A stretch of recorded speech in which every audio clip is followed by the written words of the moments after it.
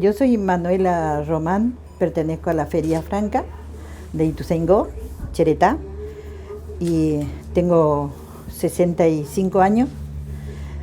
Y yo hace como 20 años que trabajo con la feria, en una y otra, así, con la que está ahora, igual, ¿viste? Y siempre hice comidas regionales. Pero por ahora yo hago, como no puedo salir y no puedo ir mucho en la feria, me voy los lunes nomás para ayudarle a atender a la chica.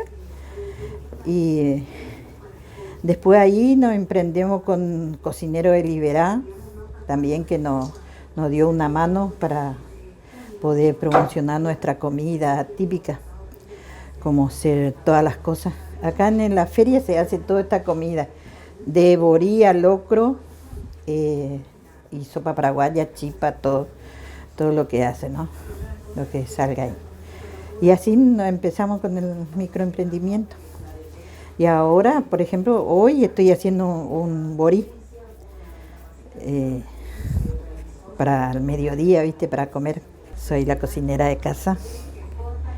Por ejemplo, siempre cociné, ¿viste? Y a partir de eso también hago dulce,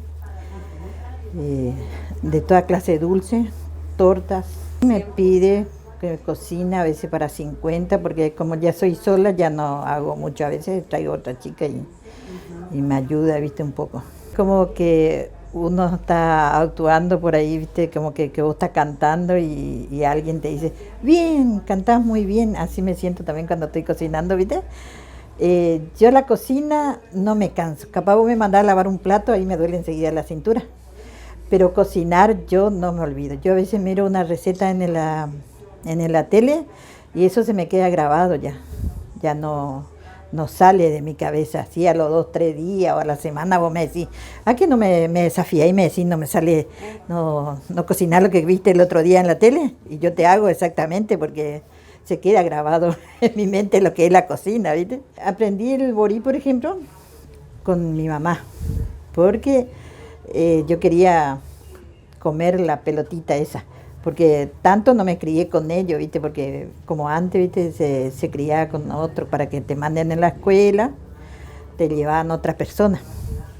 Entonces tanto, pero cuando volví a la casa, que ya era más grande, entonces yo andaba por otra de ella que enseñame a hacer el borí, hacerme esto.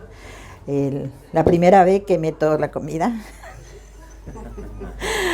Y me dijo, ella hace un gallo, ahí está un gallo que se mató, me dijo, y eso tenés que ir a guisar. Y como yo veía todas las otras cosas que ellos juntaban, banana, todo eso en la chacra, entonces me descuidé un poco de la olla y cuando me fui estaba mi gallo todo quemado.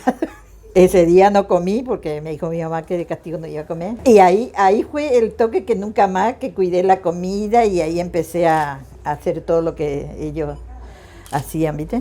Y mi hija sabe hacer, mi hijo también. Pero mamá dijo, si vos cocinás te sale mejor.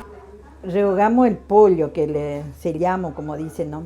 Después le dejamos que con la cebolla, con todo eso que vos ves acá arriba de la mesa, en una olla, ¿no? Ahora yo te estoy mostrando poquito, pero la otra parte ya está hirviendo ahí. A ver si podemos probar ahora, antes que te vaya. Y después se hace la masa, ¿no? Con esta harina, porque ahora no tenemos harina de campo.